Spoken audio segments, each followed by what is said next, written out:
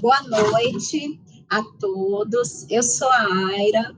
Eu vou estar mediando o nosso encontro dessa noite. É um prazer imenso receber todos vocês aqui, junto conosco, para aprender um pouquinho mais sobre a escuta acolhedora. Esse tema foi escolhido como parte das ações que a Quarta Igreja do Evangelho Quadrangular, aqui do Jardim Cascata, em Umuarama, vai desenvolver esse mês em alusão ao Setembro Amarelo. Eu quero convidar o nosso pastor Renato, para dar as boas-vindas para vocês também nessa noite. Seja bem-vindo, pastor Renato. Olá, boa noite a todos. Eu sou o pastor Renato e quero aqui já dar as boas-vindas a Wanda, Célia, né? É a nossa psicóloga hoje, que diretamente de São Paulo, que vai estar falando, né, sobre essa escuta acolhedora, e é um prazer, né? A todos aqueles que estão chegando, todos aqueles que estão aí conectando, eu tenho certeza que será um momento muito produtivo, né, um momento rico, e com certeza vai servir aí de encorajamento para muitas pessoas. Então, boas-vindas a todos, né, a nossa psicóloga também, e que Deus abençoe a cada um, a todos aqueles que estão conectados, aqueles que ainda vão entrar, e vai ser uma bênção, né, essa live vai ser mediada pela Aira, né, a nossa líder de missões. Eu creio que vai ser muito bom, tá? Então, sejam todos muito bem-vindos. Obrigado à Aira, à equipe, ao irmão Jefferson, a Beatriz, né, e também a psicóloga Vandicélia, que se colocou à disposição para estar falando um pouquinho sobre a escuta acolhedora, né, um momento que nós estamos passando, é o Setembro Amarelo, em alusão a tudo isso aí. Eu creio que vai ser muito oportuno nesse momento. Então, Deus abençoe a todos. Fiquem à vontade, tá bom? Precisando, estou aqui. Quero agradecer o pastor Renato, a pastora Regiane, pela acolhida, pelo apoio nesse projeto, né, de missões desse mês, em alusão ao Setembro Amarelo, e pelos ouvidos tão sensíveis. E afinal, por que é importante ouvir? É preciso ter empatia para ouvir. O entendimento de que cada pessoa é única, assim como a sua história. Quando oferecemos o nosso silêncio e acolhemos a fala do outro, demonstramos o nosso respeito. E essa é uma forma de amor. E para que a gente entenda um pouco melhor sobre o ouvir, eu quero convidar a psicóloga Wanda, já agradecendo, Wanda, em nome de todos, em nome da igreja, em nome de todos que vão estar prestigiando esse evento, por você aceitar o nosso convite. É uma honra, um prazer te ter aqui com a gente, direto de São Paulo, como disse o pastor Renato. Fica à vontade para você se apresentar, à vontade para fazer a sua fala. Nós estamos ansiosos pelo que você vai trazer para a gente, tá bom? E, pessoal, eu queria, antes de chamar a Wanda, pedir para vocês fazerem suas perguntas no chat que aparece ao lado. A Bia vai estar recolhendo essas perguntas, enviando aqui para a gente, para que a Wanda possa responder no final. E também, embaixo, na descrição do vídeo, tem um link. Entra lá, coloca seus dados, a gente quer conhecer você um pouquinho melhor. Da onde você está, né? Onde você mora, a cidade com que você vive. Entra lá e preenche para a gente esse link. E aproveita, se inscreve no canal, compartilha essa live para mais pessoas também receberem como nós vamos receber essa noite, tá bem? Wanda, seja bem-vinda.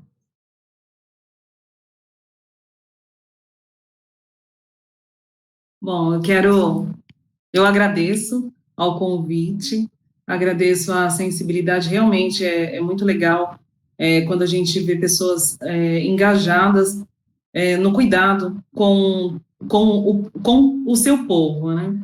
Eu quero me apresentar um pouquinho, meu nome é Vandicélia, eu sou psicóloga clínica, atuo na área de família, então eu sou terapeuta familiar e de casal, com especialização em luto, e esse é um momento tão sensível, né, o Setembro Amarelo, é um pedacinho do mês, né, do ano, né, que a gente tira para dar um pouco mais de ouvido às pessoas que estão aí numa angústia, e principalmente agora, Aira, com essa condição toda da pandemia, o nosso ano se passou de um modo tão rápido que mal deu tempo para a gente viver esse ano, quanto mais para escutar.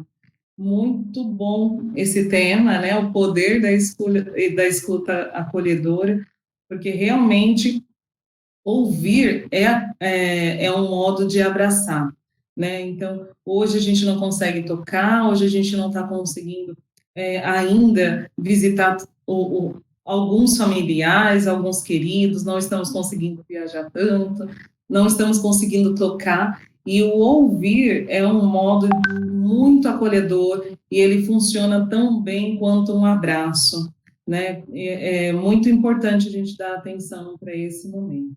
Então, eu agradeço muito esse espaço que você abriu, que vocês abriram, ao pastor Renato, à Igreja do Evangelho Quadrangular, o lugar que eu nasci, né? Então, assim, agradeço muito esse cuidado de vocês.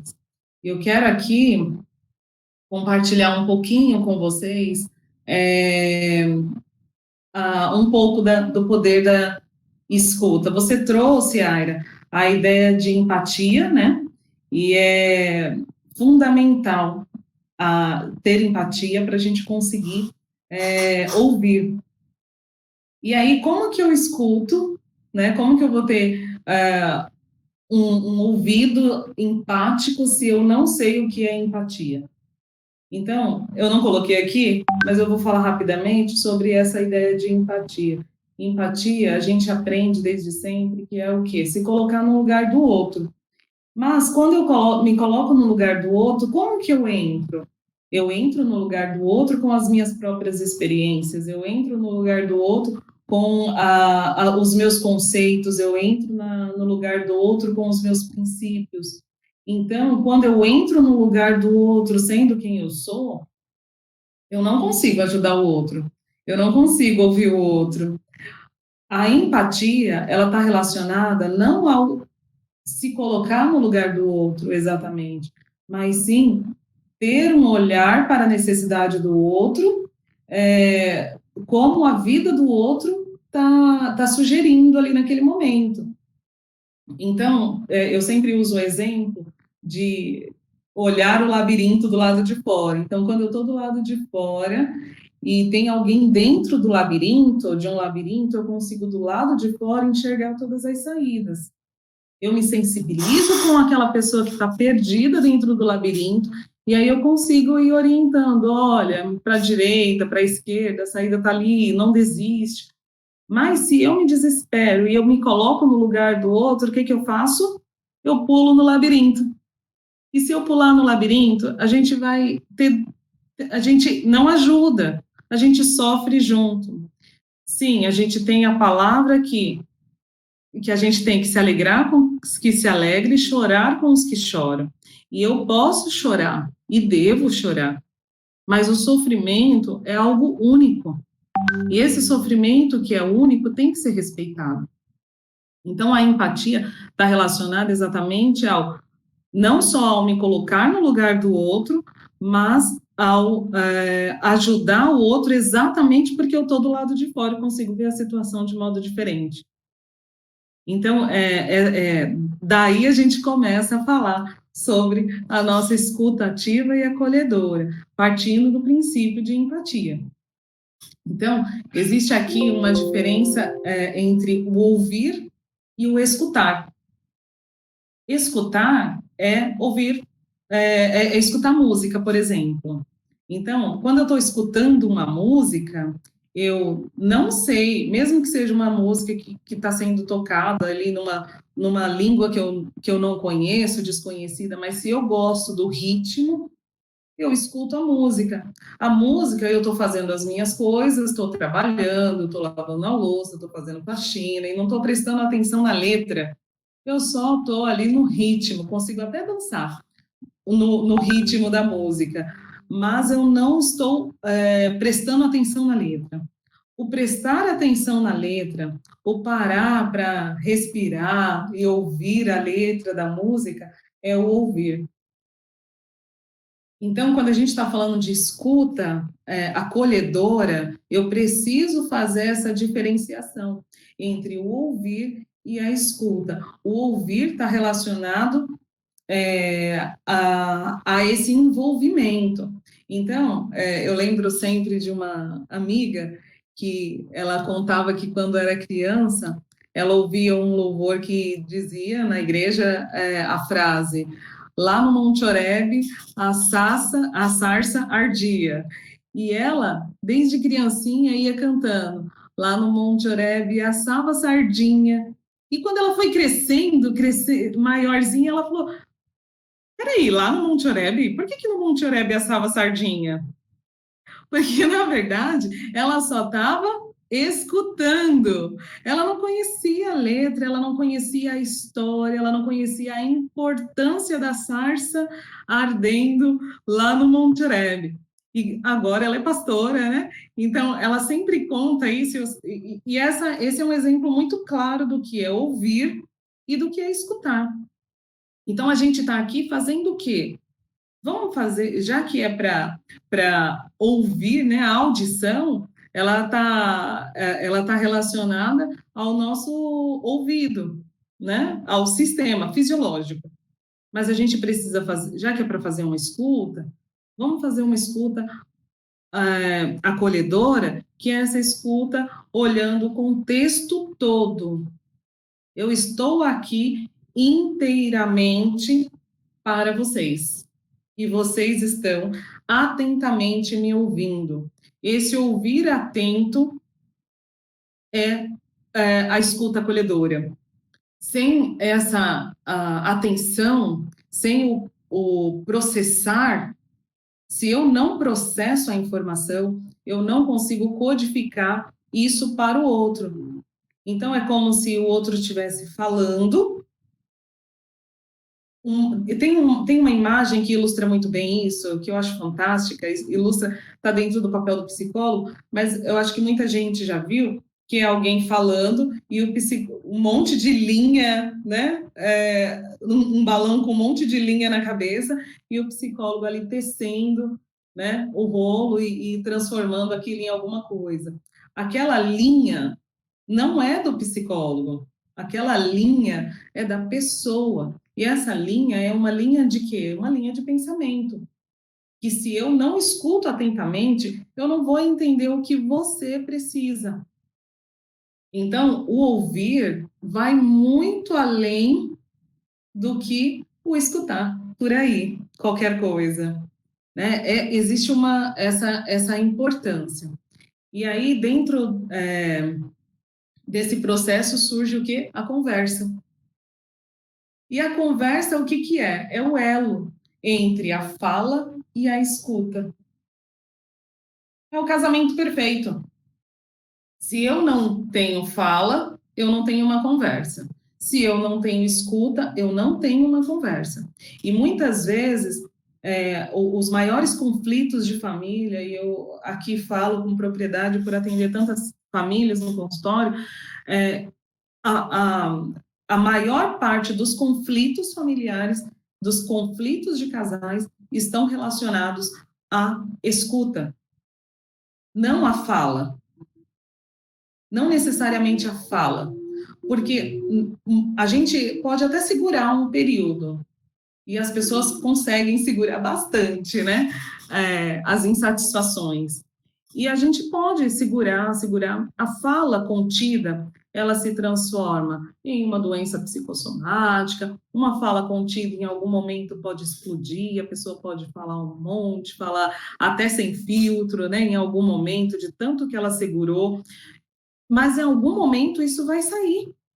De alguma forma, quando eu deixo de falar, ela vai se manifestar em algum lugar. Geralmente, uma pessoa que não fala, ela se manifesta com uma doença psicossomática, geralmente com um problema na tireoide, problema de garganta, problema de digestão, né, intestinal. Então, isso se manifesta de algum modo, geralmente nessas áreas, né? Fala, a garganta, tireoide. né, o sistema digestivo, mas ela se manifesta. Mas a escuta, quando eu não quero escutar, não acontece nada, não acontece relacionamento. A falta de escuta não provoca nada em mim. A falta de escuta provoca um desconforto no outro. E aquilo que não nos incomoda, a gente não dá atenção.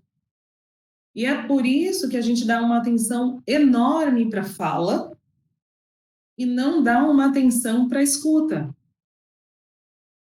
Porque não me incomoda, incomoda o outro. E quando incomoda o outro faz o quê? Fala. Mas se eu não estou disposta a ouvir, o que acontece? Nada. Nada comigo. Geralmente, a gente escuta bastante a frase, fulano fala muito, fala sem pensar, fala sem filtro, fala o que quer, ou não fala nada, eu não mudei, eu não agi porque eu não falo nada, porque ela não fala, ou porque ele não fala o que quer, né? Não sei o que a minha mãe espera de mim, não sei o que o meu marido espera de mim, não sei o que o meu líder espera de mim, porque ele não fala. Mas o quanto eu estou disposta a ouvir. Essa escuta tem que ter esse elo, né? Então, a fala, dentro do processo de terapia, até, a gente tem um espaço da fala. E esse espaço da fala é como se fosse um cômodo da nossa casa. Por quê? Porque precisa de um lugar específico dentro da gente para a gente conseguir falar. A fala, ela precisa de uma organização igual um cômodo que precisa ser organizado. Então, eu apresentar para você o meu consultório e eu posso falar, pensar aqui no modo e organizar o meu consultório. Se você não gostar do modo como eu coloquei, você tem a opção de sugerir mudanças. Olha, o que você acha de fazer assim, assim, assim? Ou você pode me interromper e falar, olha, amiga, eu não gostei desse consultório, não. Se fosse meu, eu faria diferente. E é aí que entra a condição da fala. Existe um respeito, tem que haver um respeito no espaço da fala do outro. É o modelo como ele organizou. Pode ser que o modelo como o outro organizou a fala não seja um modelo que eu gosto que eu gostaria. Pode ser que a fala do outro não seja a fala como eu falaria, mas é o lugar dele, é o espaço dele, é o modo como ele organizou os pensamentos. A fala é o cômodo dos pensamentos. Né? E a gente precisa respeitar esse ambiente, esse espaço todo da fala. E eu estou trazendo isso porque se a gente não tem esse respeito com relação à fala do outro, a gente não vai para o segundo item da conversa, que é a escuta analítica. Não tem resultado. Sem escuta analítica, não tem resultado a opinião do outro. Então, pode ser que eu não tenha uma noção de espaço. A minha inteligência não é espacial. E aí, o que eu faço? Eu coloco aqui os móveis todos desorganizados. E aí, eu vou precisar de quê? De um design de interiores que consiga compreender o que eu quero e que organize a sala de um modo que fique adequado para mim. Harmonioso. Harmonioso para mim e harmonioso para aqueles que estão chegando. Esse é o papel da escuta analítica. A escuta analítica, ela faz o papel de design de interiores numa sala de conversa. Né? Eu preciso estar despido de todo julgamento pessoal, entender qual é a necessidade do outro para eu conseguir organizar essa fala de modo que eu possa ajudar o outro.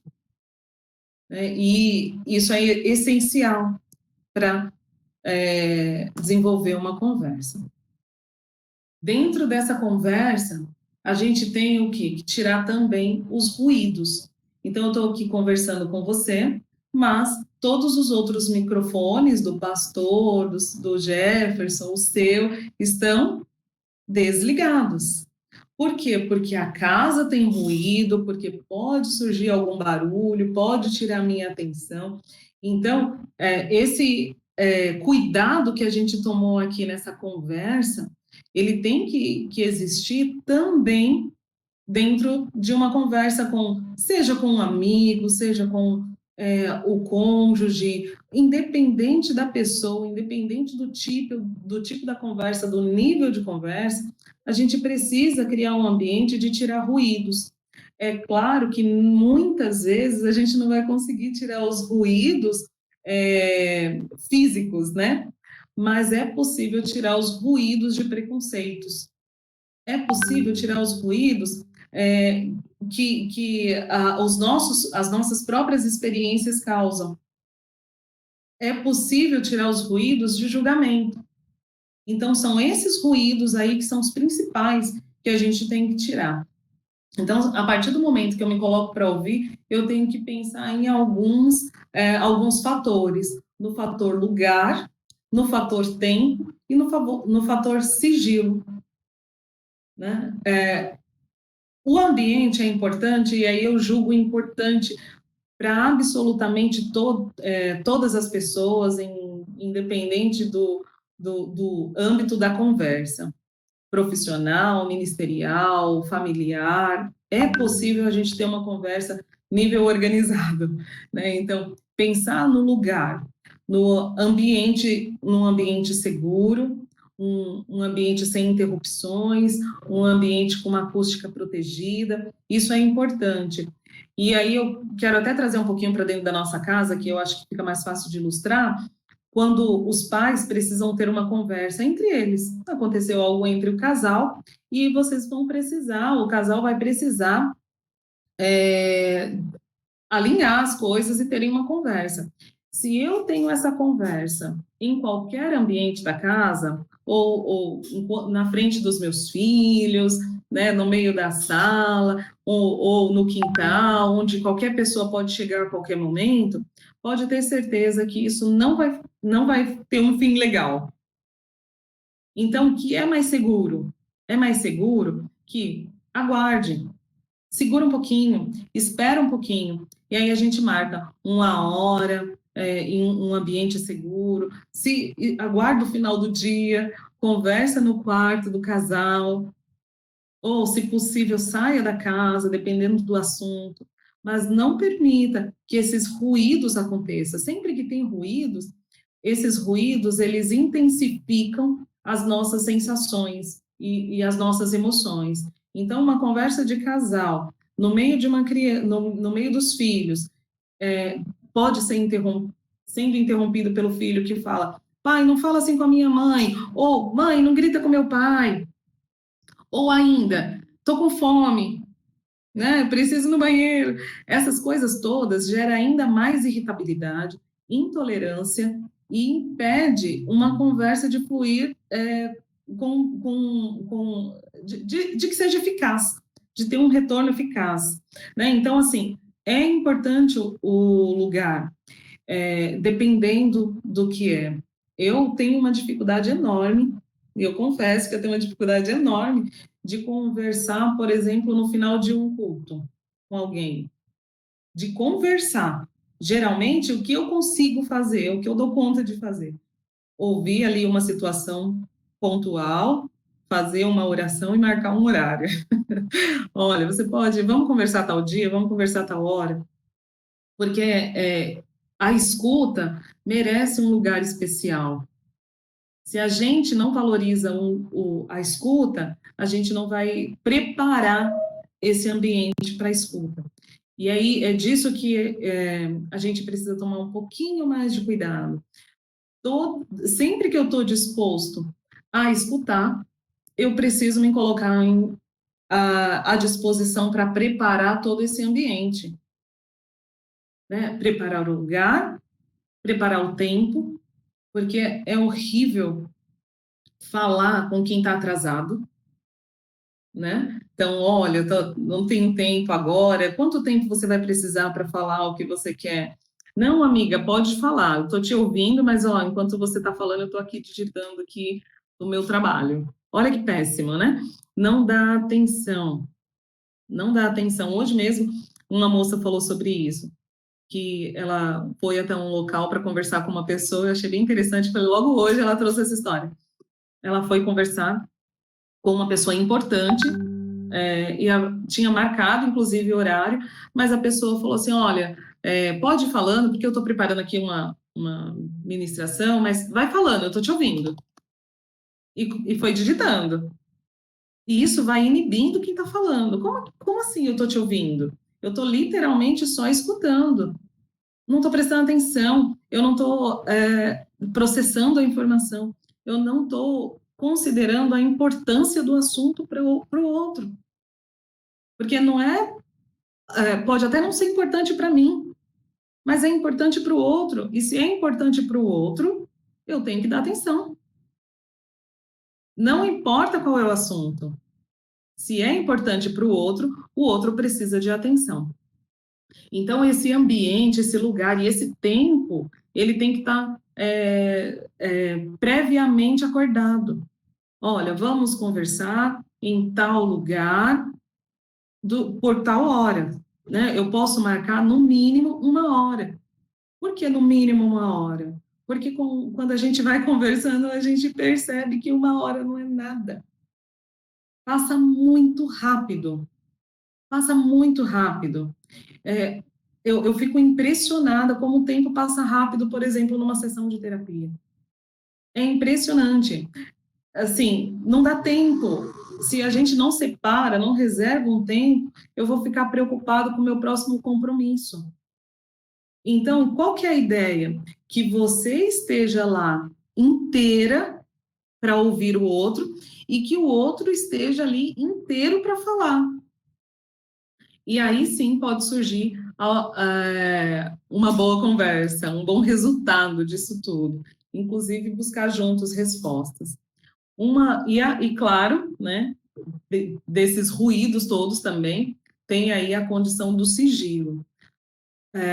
E isso é muito importante, porque a gente aprende, pelo menos na nossa cultura, né, a gente aprendeu que confiança se conquista. Né? E como que a gente conquista a confiança de alguém? Quando a gente fala algo e essa pessoa protegeu. Se eu percebo que essa pessoa protegeu, eu sei que ela pode guardar, que eu posso me abrir um pouquinho mais, eu vou me achegando até o momento que eu gero ali a ideia de confiança. Né? Esse é o modelo de confiança que a gente tem. E a gente não consegue abrir a nossa vida para qualquer pessoa. É algo muito íntimo. Quando a gente procura alguém para conversar, é porque já está muito cheio, já não tenho mais o que fazer com aquilo, já não tenho mais respostas, eu não encontrei respostas sozinho, então eu preciso desse ambiente, desse tempo, desse lugar, dessa pessoa, desse ouvido, para me ajudar a organizar todas essas linhas de pensamentos que vêm surgindo na minha mente. Agora imagina a pessoa diante de você, se despir, tira tudo, né? E aí daqui a pouco você fica sabendo por um ou por outro que tem falado de você. E a gente, é muito comum que a gente confie em algumas pessoas próximas da gente, como, por exemplo, um cônjuge. Então, eu escuto aquilo que a minha amiga falou, mas eu conto para o meu marido, porque, afinal de contas, nós somos um. Errado. Ela confiou em você. Você não pode abrir, a não ser que você precise de ajuda. Confiou algo para o pastor. É claro que a gente sabe que dentro do pastorado tem o código de ética de sigilo, mas entre as famílias, entre amigos, não existe, né, o código de ética. Dentro do consultório terapêutico existe um código de ética, mas e entre amigos? Agora, se é um código de ética, é porque é ético que eu não fale da vida do outro, independente do ambiente. A gente está falando de um código de ética que é aplicado para absolutamente qualquer lugar e qualquer pessoa. A diferença é que a gente não respeita fora dos ambientes, né? Dos ambientes determinados legalmente. Então, falar da vida de alguém é um roubo psicológico. Falar da vida de alguém é apropriação indébita. É se apropriar, se apoderar de algo que não é nosso, de algo alheio, sem o consentimento, e usar aquilo que seja para qualquer coisa. Seja para pedir ajuda, né? Ou porque eu estou sem assunto, ou porque eu quero falar mesmo tudo que faz parte da minha vida. E então, assim, esse sigilo, ele precisa existir entre absolutamente todas as relações de amizades, relações de emprego, relações familiares, independente das relações, eu preciso manter o sigilo. Eu não preciso manter um sigilo só com advogado, com médico, com psicólogo, pastor. Eu preciso manter o sigilo sobre tudo que eu escuto, porque aquilo não é meu, é do outro. Só que como a gente tem uma dificuldade enorme de separar aquilo que é nosso daquilo que é do outro, a gente acaba usando aquilo que é do outro, como se fosse nosso. A gente se apropria de algo que é do outro, como se fosse nosso. E isso é muito ruim. É ruim porque gera, inclusive, consequências para as nossas próprias vidas.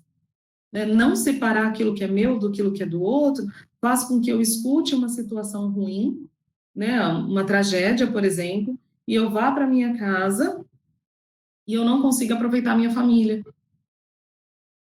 Faz com que eu saia de um atendimento e entre em outro atendimento e misture os conselhos. Então, eu preciso separar quem sou eu de quem o outro é, para que eu consiga usar aquilo que é do outro para o outro e aquilo que é meu para mim. E a gente é muito comum que a gente use as nossas próprias experiências para aconselhar as pessoas, não é? A gente usa, eu uso também, todo mundo usa. A gente só precisa saber onde colocar isso tudo. Onde que eu coloco tudo isso? Eu coloco falando da minha própria vida, e se aquilo é útil para o outro, ele mesmo usa. Ele vai pegar, se servir para ele. Mas eu não preciso usar a minha vida para aconselhar o outro, porque funcionou comigo, então vai funcionar com ele. Não, funcionou comigo, mas nem sempre vai funcionar com ele, com o outro. Nós somos seres totalmente únicos, totalmente individualizados, né? E compreender esse nós é importante. O que é esse nós? É a ideia de que nós somos corpo, nós somos alma e nós somos espírito. Eu sou 3 e você é 3. Eu tenho que trabalhar com esses 3 em mim e você tem que trabalhar com esses 3 em você. Quando eu não entendo que eu sou inteiro, eu fico trocando partes com as outras pessoas. Então, se está me faltando uma parte, eu pego uma parte que me falta do outro. Se eu percebo que o outro está faltando uma parte, eu entrego uma parte minha para o outro, ou pego de um terceiro também e coloco lá. E a gente está falando só de escuta, de uma escuta acolhedora. Porque eu preciso entender e respeitar esse outro como um ser inteiro, como um ser individualizados, e Deus deixou um monte de sinais que nós somos individualizados, né? Desde a nossa digital, nosso DNA, a nossa íris, a nossa voz. Deus nos deu conexões diferentes de formações de neurônios que fazem com que nós somos totalmente individualizados e pensamos de modo individualizado.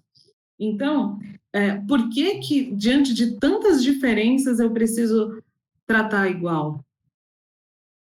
Né? Nós, na minha família, somos em 4 meninas, irmãs, diferença de 1 ano de cada ali, ó, escadinha, e nessa escadinha todas nós fomos criadas iguais, com a mesma educação, no mesmo ambiente, inclusive no mesmo quarto, né? Inclusive muitas vezes usando as mesmas roupas, roupas compartilhadas. Mas todas nós somos totalmente diferentes, gostamos de coisas totalmente diferentes. É incrível, assim, nós somos muito diferentes mesmo. Eu e as minhas irmãs somos muito diferentes uma das outras, mesmo estando dentro desses mesmos ambientes, passamos pelas mesmas necessidades, pelas mesmas conquistas, e nós somos diferentes. Então, é importante a gente prestar atenção nessas diferenças para que eu consiga ter uma escuta, né, acolhedora.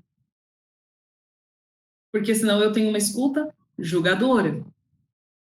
Se eu passei por essa dificuldade e não morri, por que ela vai morrer? Né? Nossa, tá passando por isso?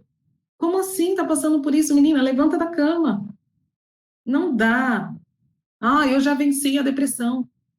Eu passei por isso, eu sei o que é depressão. Quer saber o que ofende muito uma pessoa em luto, por exemplo? É falar assim, eu sei o que você está passando. Não sabe. Não sabe porque não viveu a mesma perda. Pode ter perdido, né? No meu caso, eu perdi a minha avó. Se alguém chegar para mim e falar assim, olha, eu sei o que você passou, eu também perdi a minha avó. Não, você perdeu a sua avó e eu perdi a minha avó. A minha relação com a minha avó é única, diferente da sua relação com a sua avó. Então, não dá para comparar sofrimento, não dá para comparar dores, não é possível fazer comparação de situações, porque nós somos únicos. Então, a escuta ofensiva é aquela que eu já tenho uma resposta pronta. Eu já escuto elaborando respostas. Isso gera uma ansiedade terrível. Isso gera ansiedade, isso gera insegurança. Ouvir pensando que eu tenho a importância ou a responsabilidade de dar uma resposta para o outro é muito difícil. Mas foi o que a gente aprendeu, porque a gente aprende sempre o que é mais difícil. Então, a gente aprendeu que se o outro está me procurando, é porque eu tenho a obrigação de ajudá-lo. Então, eu ajudo com um olhar, com uma resposta julgadora. Eu estou ouvindo o que a Aira está me pedindo, falando sobre a vida dela, mas aqui eu já estou elaborando uma resposta. Já estou elaborando aqui um raciocínio. Mas, poxa, mas ela só se deu mal aqui porque ela fez dessa forma. Se ela tivesse feito dessa forma, então ela teria se dado bem. Mas o meu pensamento está baseado no quê? No passado. Porque ela está falando de coisas do passado. Eu fiz. Está no passado, acabou, já está feito. Não volta atrás. Então, enquanto a gente está escutando, sempre, enquanto a gente está escutando, o nosso pensamento vai...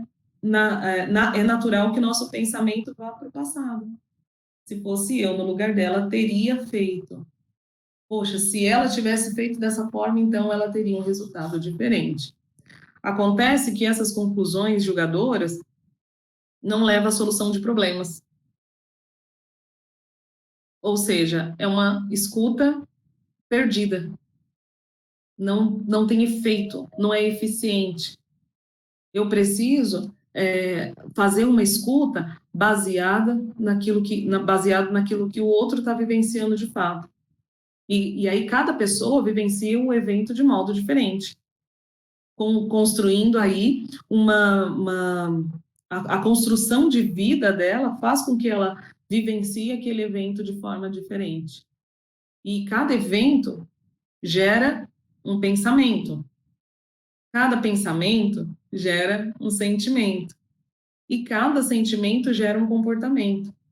Se eu não me atentar nesse processo, evento, pensamento, sentimento, comportamento, eu vou pular do evento para o comportamento. Então, eu penso assim, aconteceu isso e o comportamento tem que ser esse. E eu estou ignorando dois pilares super importantes, que é o pensamento, e esse pensamento, ele é distorcido de acordo com a realidade de cada um, né? Então, em virtude de uma má percepção, uma vez que cada um vê as coisas de modo diferente, sente de modo diferente, muda todo o comportamento.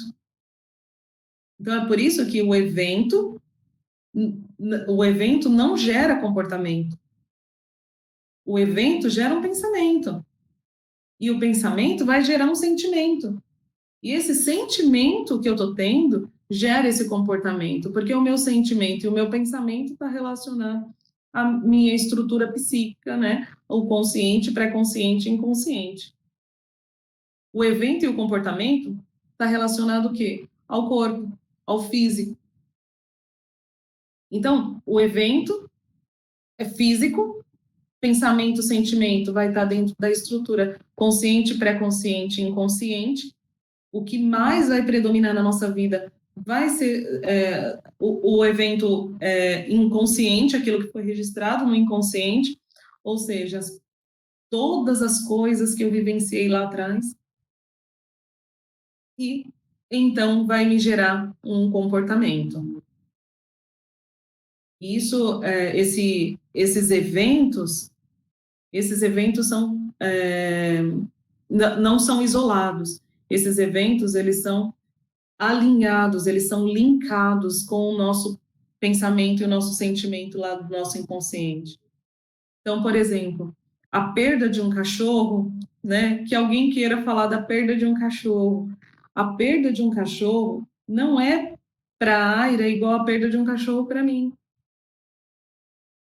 Por quê? Porque na infância eu tive uma experiência com cachorro. Então, qualquer situação que hoje aconteça com o cachorro, eu não vai ser um evento isolado de hoje. Vai ser um evento do passado. Eu vou estar relacionado lá com a situação do passado. E eu estou falando de cachorro, até porque, assim, eu tive um cachorro na minha infância, o nome dele era Vitor. Ele era um poodle cinza, lindo, filhote. E um dia eu deixei a porta aberta, eu era criança, e eu deixei a porta aberta. E o Vitor saiu para a rua. E o pastor alemão do vizinho pegou o Vitor e matou o Vitor na minha frente.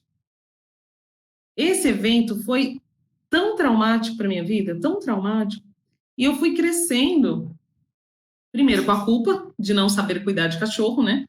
Porque eu deixei o portão aberto, e era impressionante, eu não queria chegar perto de cachorro. Não por medo, eu não gostava de cachorro. Eu fui crescendo, não gosto de cachorro, na minha casa não vai ter nem planta, duas coisas que eu não quero bicho, não quero planta. Cresci, me formei, comecei a atender, psicóloga atendendo, fui fazer uma pós de família, e na pós de terapia familiar, a professora trouxe o cão-terapeuta, né, uma aula sobre o cão-terapeuta, e nessa aula de cão-terapeuta, eu me lembrei lá do evento que eu vivenciei na minha infância sobre a perda do Vitor. E eu falei assim, uau, eu estou aqui sofrendo, evitando um cachorro, evitando uma experiência boa de ter um cachorro por conta da perda que eu vivi. E aí, naquele dia, eu cheguei em casa, já comecei a pesquisar cachorro, ganhei um Golden maravilhoso, quem está nas minhas redes sociais vê o quanto ele é um companheiro mesmo para mim. E assim, eu pude romper esse evento do passado. Mas sem a escuta ativa, sem a escuta qualificada, sem o ambiente propício para eu falar sobre aquilo, eu não conseguiria romper. Então, não adianta alguém falar assim para mim, você não gosta de cachorro? E tentar me convencer que eu tenho que gostar de cachorro, porque ela gosta de cachorro. Não adianta. Aquela experiência é única para mim. E é importante eu considerar o evento do outro como único para ele. Ele está fragmentado. É uma fala fragmentada. As falas, elas são fragmentadas. Então, a gente não pode ter uma escuta baseada em uma conversa. Não adianta sair um dia para jantar com seu esposo e falar, poxa, a gente teve um tempo maravilhoso de escuta. Não, essa escuta, ela é fragmentada. Então, eu pego uma pecinha hoje, uma pecinha outro dia, eu preciso de muitos encontros para conseguir falar tudo que eu tenho para falar e para entender tudo que o outro quer falar também, né? Então, é importante a compreensão do eu, porque se eu não compreendo quem eu sou, eu não consigo compreender e respeitar esse espaço do outro. Eu quero ler para você aqui uma frase do Carl Rogers, no livro dele, Tornar-se Pessoa, que é um livro maravilhoso. Ele diz assim, ó, descobri que sou mais eficaz quando posso ouvir a mim mesmo, aceitando-me, e quando posso, sou eu mesmo.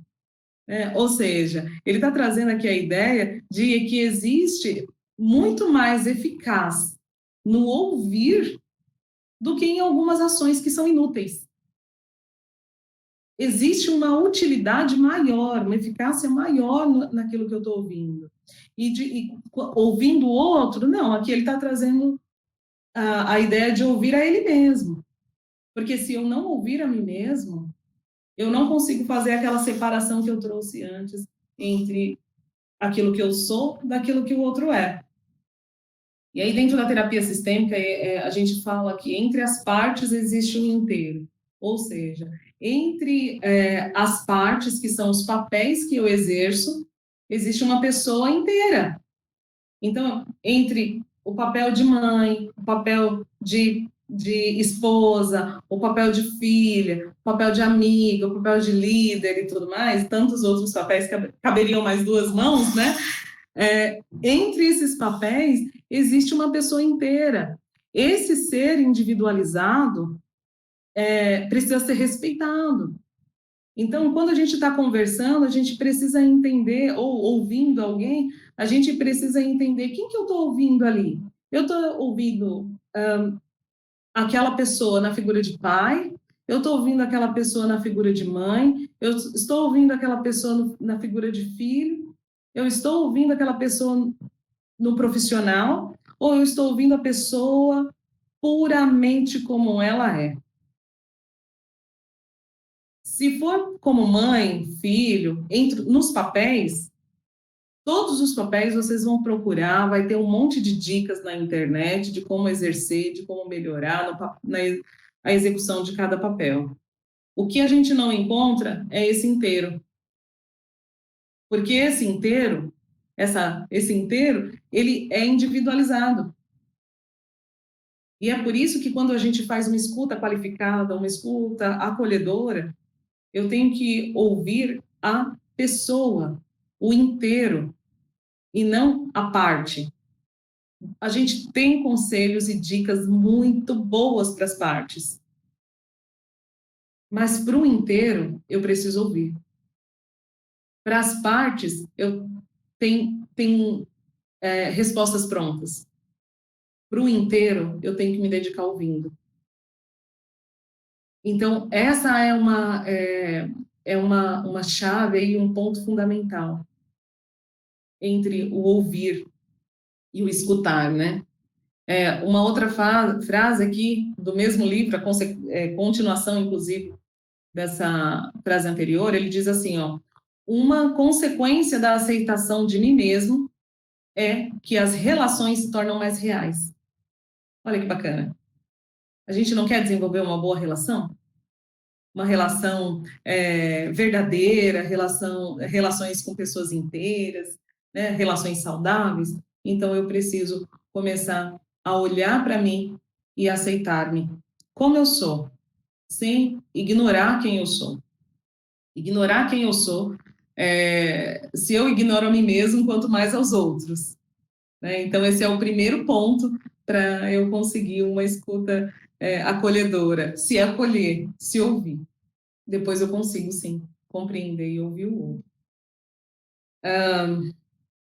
Eu vou tentar adiantar um pouquinho aqui, porque eu pensei que estava... Eu estou vendo aqui que o tempo já está encerrando. Vamos lá. Para os relacionamentos funcionarem, é preciso de autenticidade. Então, é aquela condição que a gente tinha falado sobre o julgamento. Eu já até falei sobre isso. Vou pular para a última frase, aqui para o último slide, senão a gente não tem tempo para as perguntas. E eu quero responder. Eu vou finalizar com uma frase do Paul Turner, do livro dele, Culpa e Graça, que ele fala assim: para compreender realmente é necessário escutar, e não responder, escutar, longa e muito atentamente. Para ajudar alguém a abrir-se, é preciso deixar-lhe tempo, interrogá-lo sóbria e dedicadamente, para fazê-lo expor o melhor que tem experimentado. E, sobretudo, não pretender saber mais do que ele, ou o que deveria ter sido conveniente fazer em seu lugar, sob pena de ele fechar-se novamente. E aqui eu quero só deixar para vocês um exemplo muito clássico para registrar a vida de todo mundo, que é o exemplo que Jesus traz da mulher adúltera, né? Então, quando aquela mulher chega diante, aqueles homens, né, traz aquela mulher adúltera diante de Jesus, qual que é a intenção deles? Né? Eles trazem a mulher com um julgamento, eles não a ouviram, eles não entenderam ali o que ela tinha vivenciado na vida dela, eles só trouxeram diante de Jesus. Se Jesus não escuta, não o outro, mas a ele mesmo, ignorando inclusive aquilo que os outros estavam falando, ele não consegue dar uma resposta eficaz. E naquele momento, Jesus ele não pensou o que faria no lugar daqueles homens, porque no lugar daqueles homens, Jesus ia apedrejar aquela mulher junto com eles.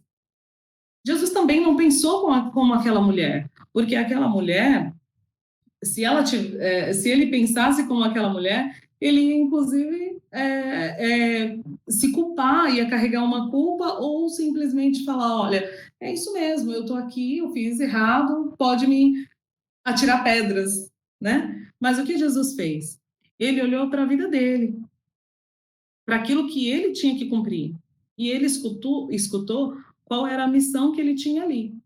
Então, ele fala assim, olha, atire a primeira pedra, quem não tem pecado ainda. Né? E naquele momento, ele se colocou como uma rocha. Ou seja, ele cumpriu a palavra do apedrejar, porque ele se colocou como uma rocha. Ele é a rocha. Só que ele foi uma rocha de proteção.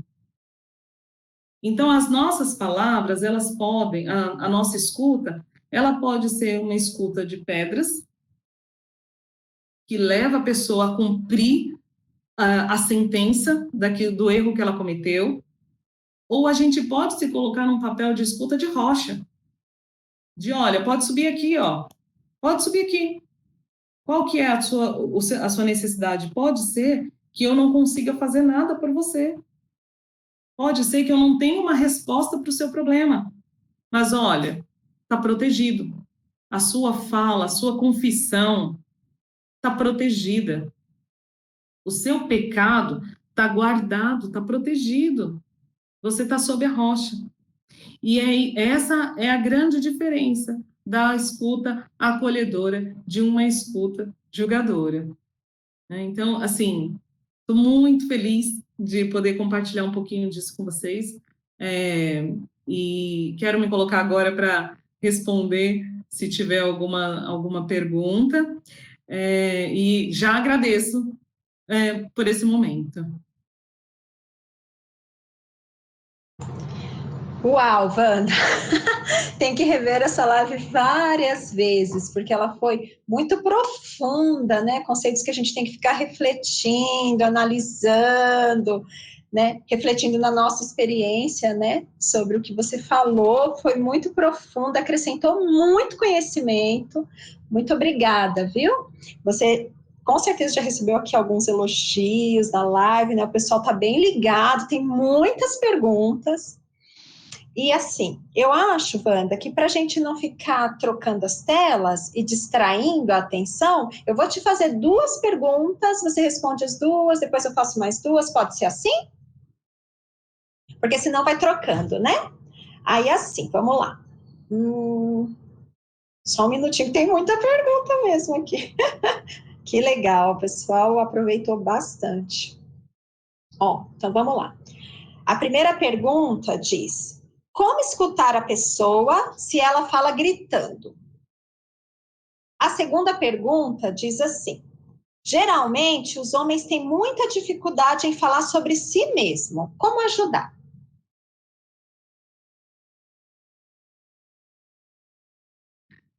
Uau, é verdade. Essas duas são verdades. Eu vou responder primeiro a segunda, tá? A segunda é de que os homens têm dificuldade de falar sobre si mesmo. Eu quero mudar esse estigma que foi criado, né? Porque os homens falam e falam bastante. Eles precisam de um espaço, de um lugar onde eles não se sintam responsável em dar respostas o tempo todo, um lugar onde eles não precisam ser o líder, a autoridade, o pai, né, o exemplo o tempo todo. Mas os homens, eles têm uma necessidade muito grande de fala.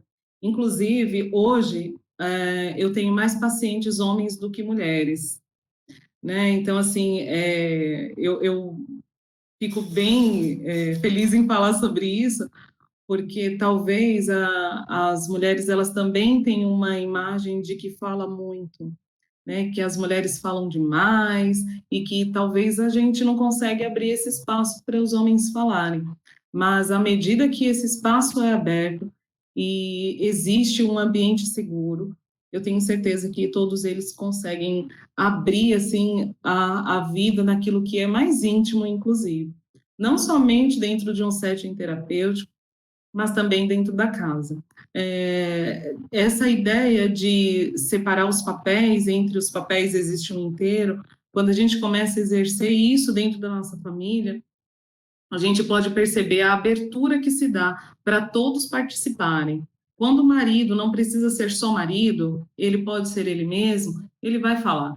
Quando o pai, ele não precisa ser só um pai, mas ele pode ser ele mesmo, ele vai se abrir um pouquinho. A questão é que a gente idealiza muito. E aí, o Freud, dentro de um ensaio que ele fala sobre felicidade, ele traz a ideia de que o ideal é inatingível, né? E o ideal seria, assim, que a gente tivesse uma relação de contos de fada, onde o príncipe realmente se abre, e ele fala, e ele também escuta, e ele também é lindo, né? Então, assim, isso é o ideal, mas ele coloca dentro disso que o ideal é de fato inatingível, no sentido de que se eu ficar presa esperando o que é o ideal, eu não paro para pensar no que está sendo dito agora. E existe algo que é fantástico também, que eu queria deixar sobre essa pergunta, é que existe muitas palavras no silêncio. Então, a gente não percebe, mas dentro do processo de comunicação, não existe somente a fala, existe gestos, existe olhares, existe um comportamento introvertido ou agitado, e tudo isso são falas. E a gente precisa prestar atenção nisso tudo. Pode ser que ele não tenha, que os homens tenham essa dificuldade maior de verbalizar quando ele não encontra o espaço. Verbalização, mas com certeza ele deve estar falando aí entre os gestos, comportamentos, atitudes, né? Às vezes num exercício físico, algumas vezes inclusive na alimentação, né? Mas está sendo dito numa insônia, está sendo dito em algum lugar, está sendo dito, na frente da TV, no videogame, ele está falando alguma coisa. A gente precisa da sensibilidade de ouvir. E a segunda pergunta é sobre as pessoas como conversar com alguém, como escutar alguém que grita. Como escutar alguém que grita? Se calando. Se calando, porque a pessoa que está gritando, ela está gritando exatamente porque ela não consegue perceber que o outro está dando atenção. Então, como que começa? Começa falando. Nunca uma pessoa chega gritando. Se chega gritando é porque já está falando no ambiente anterior. né? Então, uma pessoa não chega gritando, ela começa a fala e vai alterando a voz. Quando que ela altera a voz? Quando a gente interrompe. Esse é um comportamento de estímulo e resposta. Então, eu falo e alguém responde. Se essa pessoa responde me confrontando, ou com julgamento, ou responde, me interrompe a fala simplesmente, eu vou falar mais alto, e mais alto, e mais alto. E aí vira uma gritaria. Tem pessoas que falam alto porque é da cultura. E tem pessoas que falam gritando porque está extremamente irritado, ou seja, está no ápice do seu nervosismo. Se essa pessoa consegue encontrar a tranquilidade de uma das partes, isso gera moderação. Né? Então, eu preciso o quê? Me calar, ouvir, deixar falar tudo que a pessoa tem para falar. A tendência é ir diminuindo o tom, né? Se eu percebo que o outro está me olhando, que o outro está me olhando sem julgamento, né? Olhando atento, um olhar de cuidado, e a tendência é diminuir. Algumas vezes as pessoas tocam, e dependendo do ápice da irritabilidade, o toque vai causar ainda mais afastamento. Então, a ideia é você se afastar e as respostas que forem dar, falar cada vez mais baixo. Quem é de escola, né, sabe que com as crianças funciona muito bem isso. As crianças estão gritando e aí o professor começa a falar baixo e baixo, cada vez mais baixo. E quanto mais baixo o professor fala, mais atenção aquela criança tem que tomar para ouvi-lo e a tendência é ir diminuindo. Tem que ter calma, alguém tem que estar calmo. Se o outro está irritado, eu preciso manter o controle. Alguém tem que ter o controle. Então, é importante essa escuta com paciência, né? Com paciência, é possível desenvolver uma conversa com alguém assim. Uau! Tá bem. Mais 2 perguntas. Eu não consigo falar o que realmente penso. Não sei se por medo ou vergonha. O que devo fazer? Essa é a outra. Tenho medo de ter esse tempo para ouvir alguém e por não saber o que falar ou como falar, possa acabar prejudicando ao invés de ajudar quem precisava desse tempo. O que fazer? Como não acabar prejudicando?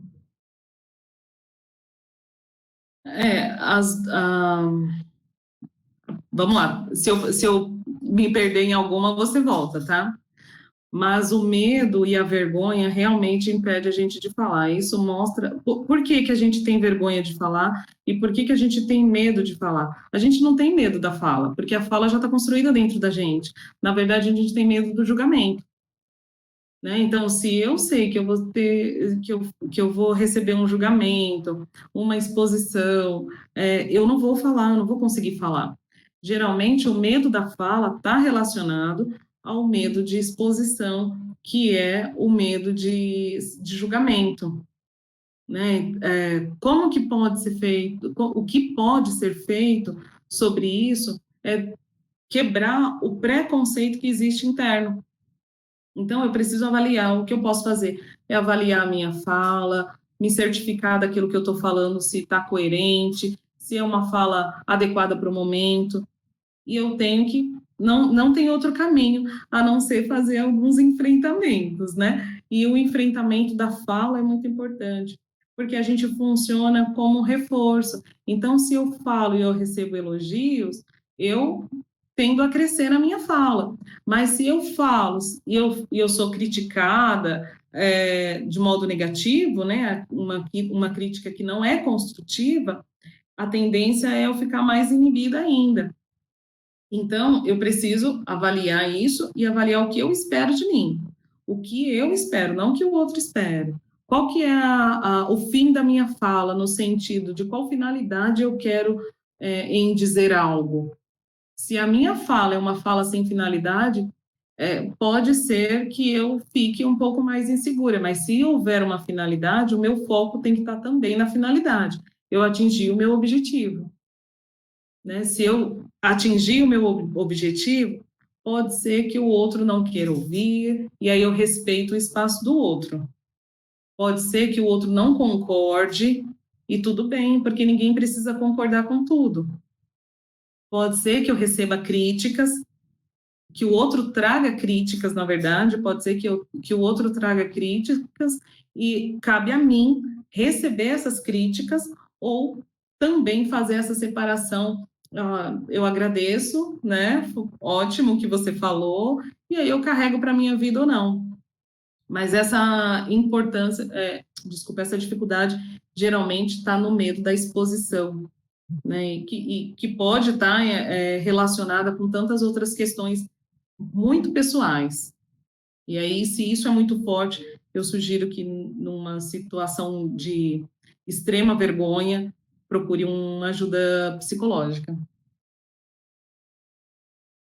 Eu gostaria que você, por favor, respondesse a segunda, repetisse para mim a segunda. Sim, sim. Uhum. Tenho medo de ter tempo para ouvir alguém e por não saber o que falar ou como falar, eu posso estar prejudicando ao invés de ajudar quem precisava desse tempo. O que fazer para não prejudicar? Desculpa, eu realmente não entendi ainda. Sim, você pode... Posso. Ela quer ouvir alguém, só que ela tem medo de não saber responder a pessoa e acabar prejudicando mais do que se ela não tivesse ouvido. Então, a gente volta lá quando eu trouxe sobre o que é de fato ouvir. A intenção não é ouvir? Muitas vezes a gente não tem respostas. Quando que a gente vai prejudicar alguém? Quando eu dou respostas baseado naquilo que eu penso, naquilo que eu quero, naquilo que eu imagino para o outro, naquilo que eu idealizo para o outro. Mas quando eu faço somente aquilo que eu devo fazer, que é a escuta propriamente dita, a escuta já é uma grande ajuda. A gente já ajuda só escutando. Muitas pessoas, principalmente no período, no começo de terapia, nas primeiras sessões, elas falam bastante. E muitas vezes não dá tempo de falar nada, não tenho que dar respostas. Eu tenho que entender qual que é a minha função. A minha função não é entregar respostas para o outro. A minha função é ajudar o outro a encontrar as respostas que para ele é adequada, que combine com ele, que faça aí uma combinação com o estilo de vida dele. É frustrante mesmo, e eu concordo com ela e com todos, que é frustrante a gente ouvir algo e não ter uma resposta. Quer ver? Um velório. A gente tem alguma coisa que console? Não tem nada que a gente possa falar num velório que ajude alguém. E muitas pessoas falam coisas que atrapalham, que irritam, que incomodam. Como, por exemplo, uma mãe que perde um filho e alguém fala, olha, você pode ter outro, você é jovem. Não ajudou, atrapalhou. Por que atrapalhou? Porque aquele filho é importante para ela também. Não é um número, é um filho. Nesse momento, o que para uma situação dessa, como que a gente faz? Não tem nada que eu possa fazer. Eu posso orar por essa pessoa, eu posso falar simplesmente assim, olha, eu não tenho uma resposta para te dar agora, eu vou orar por você, e eu vou orar com você. E isso já é uma resposta. O ouvido já é uma resposta. A atenção que é dada já é uma resposta. E aí eu volto lá nas respostas não ditas, que não tem a ver exatamente com o que fala. Tem algumas pessoas que só a presença dela ajuda muito mais do que muitas palavras. Né? Então, a gente não precisa dar respostas para tudo. Mas é claro que se eu tenho uma ideia, eu posso sugerir. E a questão eu sugiro. Cabe o outro também aceitar a minha sugestão ou não. Porque nem tudo que eu falar o outro vai fazer. Nem, assim, desde sempre. Né? É frustrante para a gente? Mas aí eu tenho que fazer essa separação desse papel, da minha frustração, porque e tenho que fazer uma análise interna. Por que isso está me frustrando? Por que eu estou frustrada por não conseguir ajudar o outro? Qual que é a minha função? A minha função não é ajudar todo mundo. A minha função é ajudar aqueles que eu consigo ajudar, que eu dou conta de ajudar e que eu posso ajudar e que querem ajuda também. Né? Então, nem sempre depende de uma resposta. Eu acho que é isso. Eu acho que essa era a pergunta, não sei. Sim, eu acredito também. Eu vou tentar fazer mais duas, mas se você achar que pode ser de uma pergunta por vez, na próxima eu faço só uma pergunta, tá? Tá bom. Então, assim, a primeira. Eu não consigo falar eu te amo para minha esposa e para o meu filho. Isso tem problema? A segunda. Como trabalhar a escuta correta com o cônjuge? Acho que até você já comentou a respeito, né? Já comentei, e isso é muito, muito sério, né? Não consigo falar eu te amo. Não conseguir falar eu te amo e demonstrar amor não é a mesma coisa, viu? Embora as pessoas falem, eu não falo, mas eu demonstro. Não é igual. Gera sofrimento, gera dúvida e principalmente com a criança, com a esposa, de repente a esposa, dependendo da relação que tem, a esposa ainda compreende que, olha, meu marido tem uma dificuldade de falar eu te amo e respeita. Mas a criança, ela precisa ouvir, porque caso ela não escute isso, ela cresce com a ideia de que ela também não precisa falar eu te amo. E as palavras, elas são sementes. Falar eu te amo é um abrir de portas. Se existe essa dificuldade em falar eu te amo, não faz parte de um perfil, faz parte de um bloqueio emocional. Provavelmente, ou sofreu uma decepção, né, amorosa, ou não consegue amar mais ninguém por isso. Eu vou falar de novo do luto, porque eu tenho especialização em luto, então eu tenho um monte de casos de luto. Mas, assim, a definição de luto que luto é o preço que a gente paga por amar. Então, algumas vezes, e luto não é só morte, né? Está relacionado a qualquer tipo de perda. Então, algumas vezes, a gente tem algumas perdas na nossa vida que impede a gente de fazer um fechamento desse luto. E se eu não faço o fechamento desse luto de modo adequado, eu vou ter dificuldade para entrar em outras relações. Não necessariamente de relação amorosa, né? De modo geral, porque nesse caso não é só uma relação entre o cônjuge, mas também com o filho. Então, é mais ou menos assim, ó, se eu não amo, eu não sofro. Se eu falar que eu amo, eu vou estar assinando, né, ali declarando o meu amor. E aí eu posso ser cobrado, e aí eu posso causar um sofrimento no outro, ou posso correr um grande risco de sofrer também. Por isso eu digo que está muito mais relacionado a um bloqueio do que simplesmente a um comportamento ou a um perfil. Né? Toda dificuldade de fala gera algum desconforto na família ou em si. E se trouxe isso, é relevante procurar ajuda, sim. Eu sugiro que, se não consegue ainda, que faça um caminho. E um caminho para isso é a escrita. A escrita é fantástica. A escrita, inclusive, organiza os nossos pensamentos. Então, fazer declarações que te amo no final da frase, né? Mandou um WhatsApp, escreve eu te amo, ou na chegada ou na saída de casa, cumprimenta o filho, ó, tem uma boa aula, beijinho na testa, eu te amo, né? Então, assim, ó, pai te ama. Falar aos poucos, ou com escrita.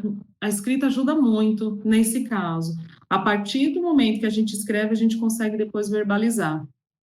Né? Então, é importante romper aos poucos isso.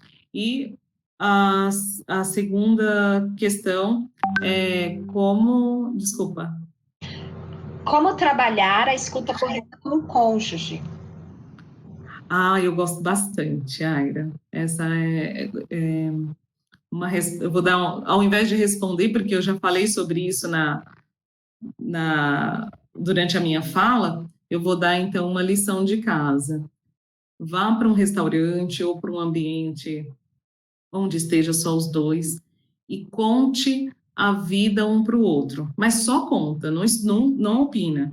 Então, o marido conta toda a vidinha dele, mesmo que você saiba, conta toda a vida dele, e a esposa só escuta. Vai dar vontade de falar, de interromper, de falar, meu Deus. Não, só escuta.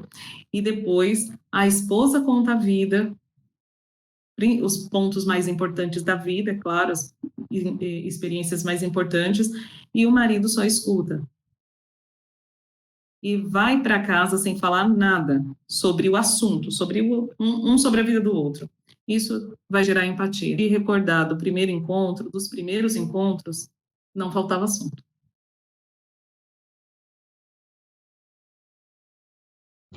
Gente, o papo está muito bom, as perguntas estão muito boas, Wanda, mas eu acho que eu vou pedindo para a Bia encerrar novas perguntas para a gente dar conta de responder as que tem aqui. E qualquer coisa a gente pega essas perguntas, depois a gente te manda por e-mail, né? A gente pode estar divulgando, porque já são 9h20, né? Eu tenho medo da gente se prolongar muito. Mas olha, o pessoal tem aqui os elogios. Nós estamos gostando muito, tá tudo muito bom. Tem um outro elogio falando: uau, que maravilhoso, eu quero essa psicóloga para mim. Tá todo mundo gostando bastante. Deixa eu ver se tem mais algum. Só um minuto. Ótimo material que você trouxe, muito esclarecedor, muito interessante sobre a pessoa que grita, muito esclarecedor. Ah, não, tinha vários comentários, não eram perguntas, não. Ah, tá bom. Deixa eu só ver, Bia, tem mais alguma coisa? Encerrou por aqui? Então, encerramos por aqui mesmo de perguntas, Wanda. Ah, que bom. Você quer aprofundar mais alguma? Gostaria de falar mais alguma coisa? Não, eu só tenho que agradecer muitíssimo. Além de uma saudade grande que eu estava de você, né? Eu estou bem feliz, né, por poder falar. É um mês que a gente fala bastante sobre suicídio, sobre as doenças, principalmente ansiedade e depressão, e a falta de escuta, de uma escuta com qualidade, a falta de uma escuta que tem aí esse tempo, essa qualidade, leva muitas doenças, gera muitas doenças, principalmente na família. E aí, Aira, é interessante que dentro do âmbito familiar, que é aquilo que a gente falou bastante hoje, né? Dentro do âmbito familiar, eu considero que não existe uma família, uma pessoa doente na família. Quando uma pessoa está doente, toda a família está adoecida. Então, a falta de comunicação entre os pais vai adoecer toda a família, a falta de comunicação de uma criança, por exemplo, com seus pais, vai adoecer toda a família, e assim por diante. Então, é muito bacana esse momento, porque é como se a gente estivesse trabalhando algumas raízes, né? Então, ao invés de a gente chegar aqui no modelo suicídio, porque eu não tenho uma boa comunicação e bons relacionamentos, eu estou tratando exatamente a comunicação. Então, é preventivo falar sobre uma escuta acolhedora. É preventivo. Que legal, Wanda. Muito, muito obrigado. Que Deus te abençoe, né? Eu tenho certeza que tanto para mim quanto para todos que participaram foi uma noite maravilhosa. Nós temos que voltar nessa live, refletir a respeito. Foi delicioso estar aqui participando. Eu quero te agradecer mais uma vez por ter aceitado o convite tão prontamente, né? Muito obrigada. Obrigada aos pastores da Quarta Igreja do Evangelho Quadrangular aqui do Jardim Cascata, em Moarama, por ter nos incentivado e apoiado nessa iniciativa. Também não posso esquecer de agradecer o Jefferson, que está ali no QG, transmitindo essa live, se esforçando para essa transmissão dar certo, a Bia, que está aqui gerenciando as perguntas, também todo o pessoal da equipe de missões, que ficou nos bastidores, trabalhando, incentivando, divulgando. Muito obrigado, que Deus abençoe. Mais uma vez, eu agradeço a presença de todos vocês. Tenham uma ótima noite, Deus abençoe e a gente se vê no culto. Até mais.